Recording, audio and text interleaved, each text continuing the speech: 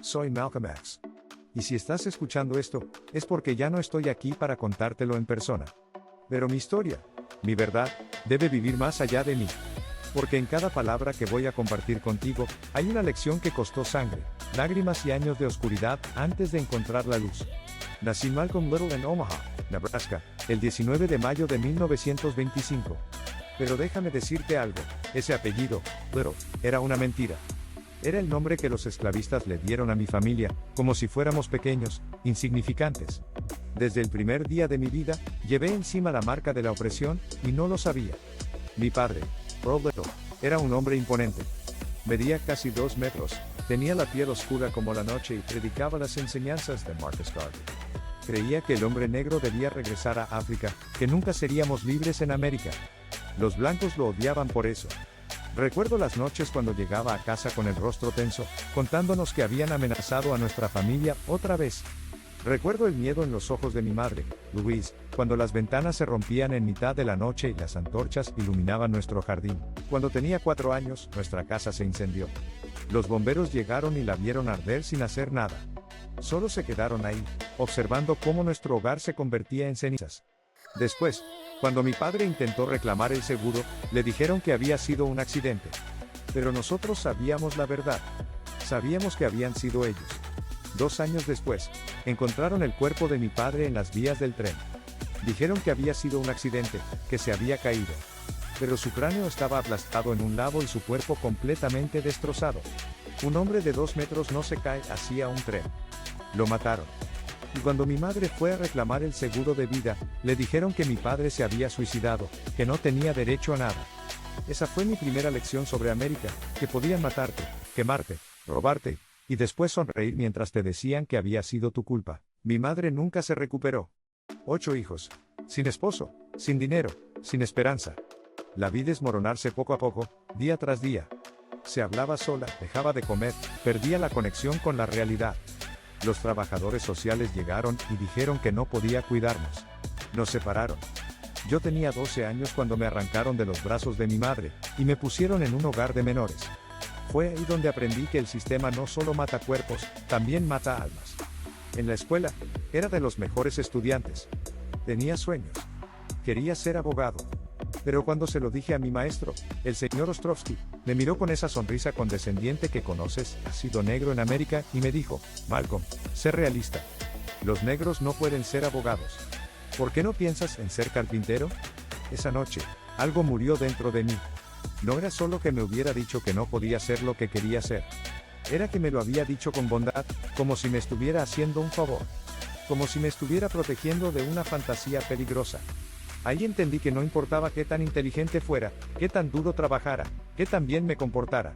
Para ellos, yo siempre sería solo otro negro que debía conocer su lugar. Dejé de estudiar. Dejé de soñar. A los 15 años, me fui a Boston a vivir con mi hermanastra ella. Boston era diferente a Michigan. Había negros prósperos, negros educados, negros que parecían haber encontrado su lugar en el mundo. Pero yo no encajaba ahí tampoco. Ellos tenían sus propias cadenas, solo que eran de oro. Fue en Boston donde conocí las calles de verdad. Empecé a alisar mi cabello con químicos que me quemaban el cuero cabelludo, tratando de verme como un blanco. Usaba trajes llamativos, zapatos de 2 colores, y me movía como si fuera alguien importante. Pero por dentro, seguía siendo ese niño de 12 años que había visto arder su casa, que había perdido a su padre, que había visto a su madre volverse loca de dolor. Las drogas llegaron después. Primero la marihuana, después la cocaína. No era solo por diversión, era para no sentir. Para no recordar. Para no ser Malcolm Little, el huérfano, el que no tenía lugar en ningún lado. Cuando estaba drogado podía ser cualquiera. Podía olvidar que era negro en un país que me odiaba solo por existir. Me volví ladrón. Empecé robando casas de blancos ricos en Boston, después en Nueva York. Tenía una banda, tenía armas, tenía dinero. Pero también tenía una rabia que crecía cada día. Cada casa que robaba era una pequeña venganza contra el sistema que había destruido a mi familia. Cada dólar que robaba era un dólar menos en sus bolsillos y uno más en los míos. Pero la rabia es como el fuego, si no la controlas, te consume. En 1946, cuando tenía 21 años, me atraparon. 8 a 10 años de prisión por robo con armas. Pero aquí viene la parte que nunca te dicen en los periódicos, no me condenaron por robar. Me condenaron por robar con una mujer blanca. Tenía una novia blanca, y eso, en la América de 1946, era el verdadero crimen. Los otros ladrones de mi banda, que eran blancos, recibieron sentencias mucho menores. Pero yo, el negro que se había atrevido a tocar a una mujer blanca, recibí el máximo. La prisión de Charlestown era el infierno en la tierra.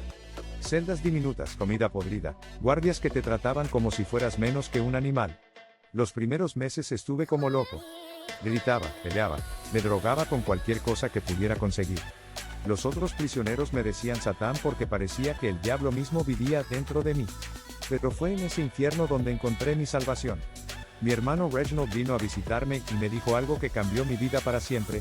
Malcolm, hay un hombre llamado Elijah Muhammad que puede enseñarte quién eres realmente. Te puede enseñar que no eres un negro. Eres un hombre original, un asiático negro, un miembro de la tribu perdida de Shabazz. Al principio pensé que estaba loco. Pero después empecé a leer. Leí todo lo que pude encontrar sobre historia, religión, filosofía. Descubrí que todo lo que me habían enseñado sobre mi gente era mentira. Descubrí que África tenía civilizaciones gloriosas cuando Europa todavía vivía en cuevas. Descubrí que el hombre blanco había robado, violado y asesinado su camino hacia el poder, y después había reescrito la historia para hacerse ver como el salvador del mundo. Elijah Muhammad me enseñó que el hombre blanco era el diablo. Y cuando miraba mi vida, cuando recordaba lo que le habían hecho a mi padre, a mi madre, a mi familia, a mi gente, esa enseñanza tenía perfecto sentido. El hombre blanco había sido el diablo en mi vida desde el día que nací. En prisión, me transformé completamente. Dejé las drogas, dejé de fumar, dejé de maldecir. Empecé a orar 5 veces al día, a estudiar el Corán, a prepararme para ser un ministro de la nación del Islam. Cada día que pasaba en esa celda, me volvía más fuerte, más disciplinado, más enfocado en mi propósito. Cuando salí de prisión en 1952, era un hombre completamente diferente. Ya no era Malcolm Little, el ladrón y drogadicto. Era Malcolm X. La X representaba mi verdadero nombre africano, el nombre que el hombre blanco me había robado cuando esclavizó a mis ancestros. Me convertí en ministro de la nación del Islam, y comencé a predicar en las calles de Detroit, Boston, Nueva York. Mi mensaje era simple pero poderoso: el hombre blanco es el diablo, la integración es una trampa, y el hombre negro debe despertarse, limpiarse y separarse del enemigo. Las multitudes crecían cada vez que hablaba.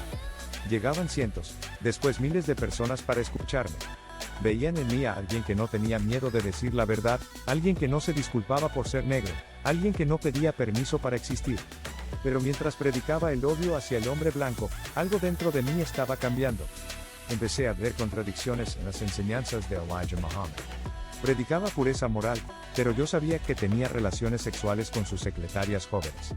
Predicaba separación del hombre blanco, pero aceptaba dinero de grupos de supremacía blanca que querían que mantuviéramos separadas las razas. La ruptura llegó cuando descubrí que Elijah Muhammad había tenido hijos con varias de sus secretarias.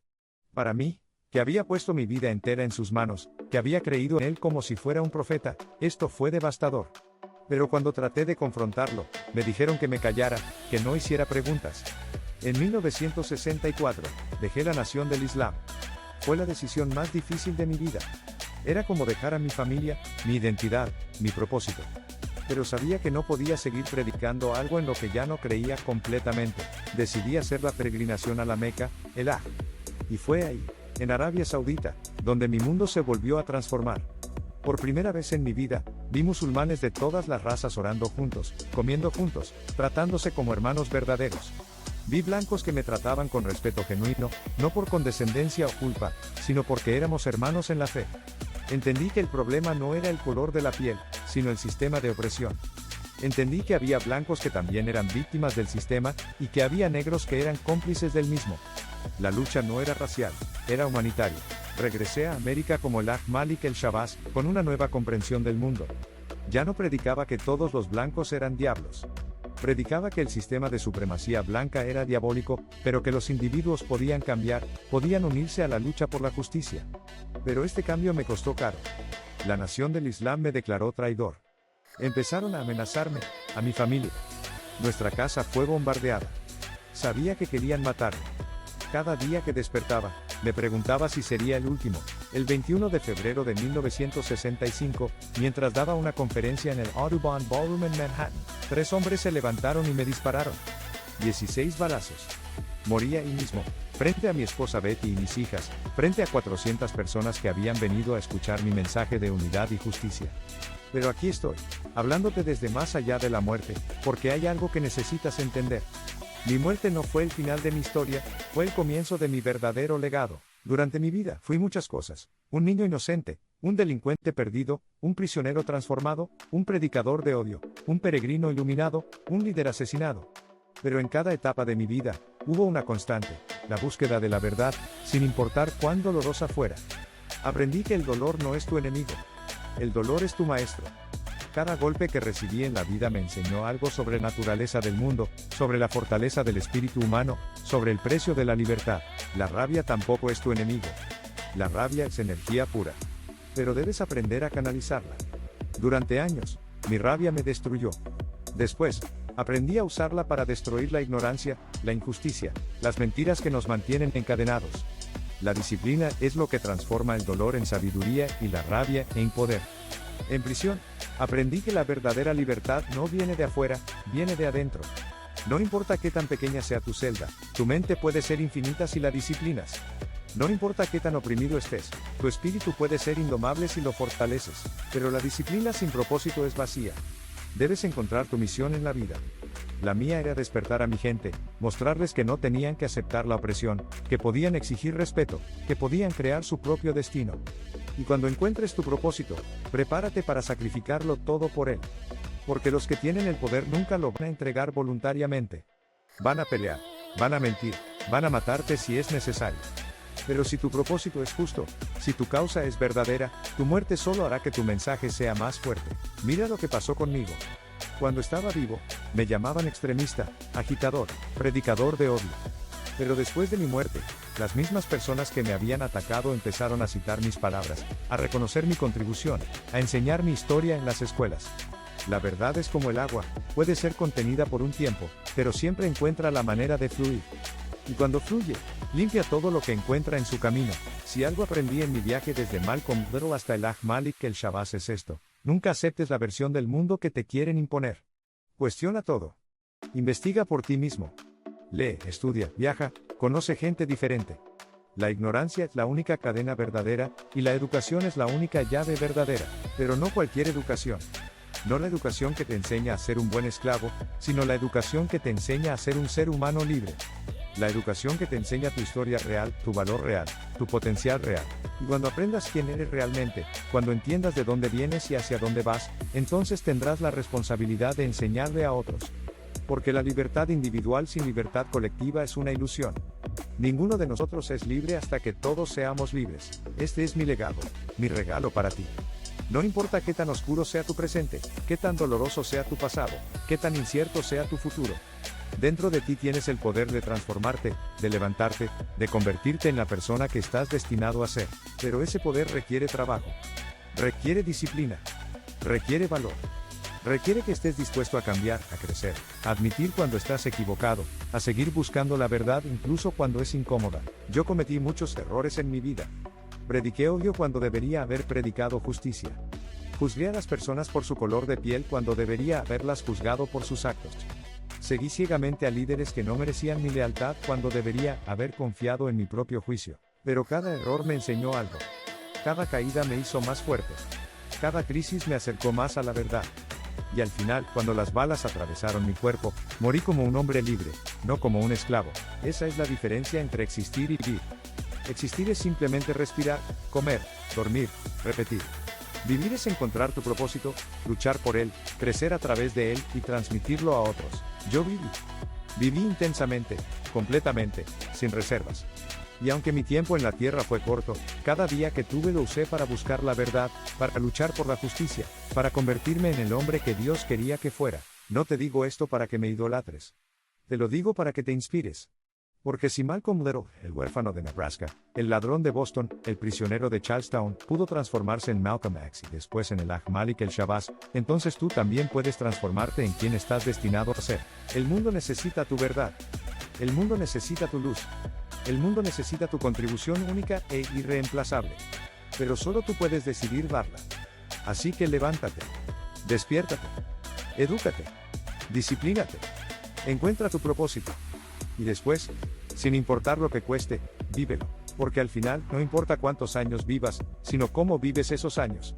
No importa si mueres en una cama o en un auditorio, sino si mueres como un ser humano libre o como un esclavo resignado. Yo elegí ser libre. Y esa elección, hecha día tras día, decisión tras decisión, es lo que me mantuvo vivo incluso después de la muerte. Esta es mi historia. Esta es mi verdad. Esta es mi vida. Y ahora es tu turno de escribir la tuya. Por cualquier medio necesario. Salam aleikum.